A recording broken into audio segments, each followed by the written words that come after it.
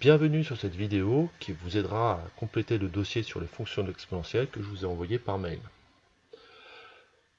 Donc dans ce dossier, vous démarrez par une situation problème se résolvant à l'aide d'une suite. Une fois que vous avez déterminé la nature de cette suite et sa raison et son premier terme, vous pouvez passer, mais ça ne vous est pas demandé, par le tracé de la courbe à l'aide d'Excel. Donc si je regarde ma courbe, j'ai bien une fonction qui est croissante, ma production objectif de 200, et je vois que ma production dépasse les 200 entre n égale 41 et n égale 42. Je ne peux pas avoir plus de précision, puisque ma courbe est construite à partir de points entiers, et donc si je veux avoir précisément la valeur, donc avec des décimales, il faut que je passe par la modélisation. Je rappelle que ce n'est pas une droite, c'est encore moins une fonction linéaire qui passe par l'origine, donc je ne peux pas utiliser la propriété du produit en croix pour trouver la valeur qui me manque. Donc, on en avait un petit peu discuté avant le confinement, ce type de courbe est modélisé par les fonctions exponentielles que l'on note, donc f de x égale a puissance x. A se nomme la base. Donc, vocabulaire important. Cette base, elle a pour condition d'être toujours positive, supérieure à 0.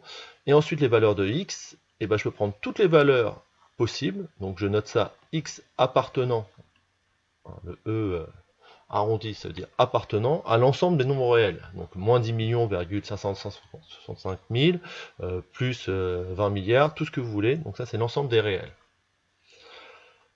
Il y a quand même deux cas qui se dessinent. Si vous testez à la calculatrice un nombre A, donc qui est positif, mais qui est inférieur à 1, vous allez avoir ce type de courbe. Donc par exemple, là, si je prends A égale 0,92, je vais avoir ce type de courbe, une courbe qui est strictement décroissante, avec ce point particulier en x égale 0, y égale 1.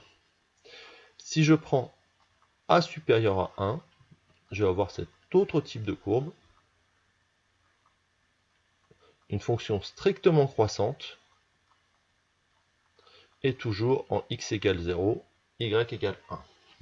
Donc on a ce point particulier, qu'on va noter a puissance 0, donc qui est égal à 1. Donc voilà pour la définition d'une fonction exponentielle. Donc a prend n'importe quelle valeur.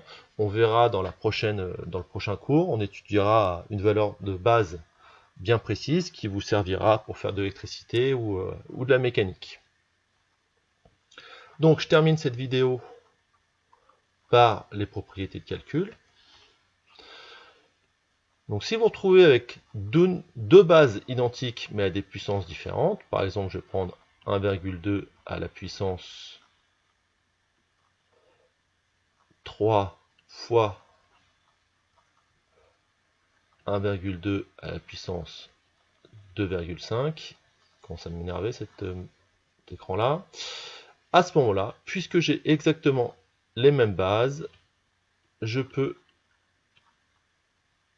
donc c'était bien 3, donc je peux les additionner. Donc si je multiplie deux bases identiques avec des puissances différentes, à ce moment là,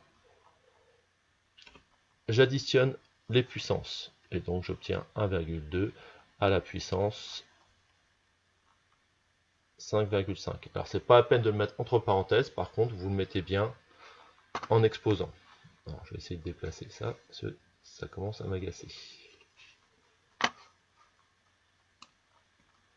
Voilà. Ensuite, toujours le même principe, 1,2, mais cette fois-ci, je vais diviser deux bases identiques avec des puissances. Donc c'était un 5, et là je vais mettre 2,5. À ce moment-là, quand je divise deux bases identiques à des puissances différentes, ça revient en fait à soustraire les deux puissances et j'obtiens un nombre à la puissance 2,5. Et dernière propriété de calcul, j'ai donc ma base à une puissance 3. Le nombre entier, ce nombre entier mis en exposant, en fait cette fois-ci je vais avoir le produit des puissances. Donc voilà les trois propriétés de calcul qu'on peut utiliser sur les puissances. Alors attention, c'est uniquement si on a les mêmes bases. Hein. Si je vous donne, alors je vais faire un petit encadré. Si je vous donne 1,2 à la puissance 3 fois 1,5 à la puissance 2, il faudra d'abord faire ce calcul, et ensuite y multiplier. Alors, vous ne pourrez pas faire, donc ça c'est totalement différent de 1,2 fois 1,5 à la puissance 3 plus 2 à la puissance 5. Donc voilà pour cette première vidéo.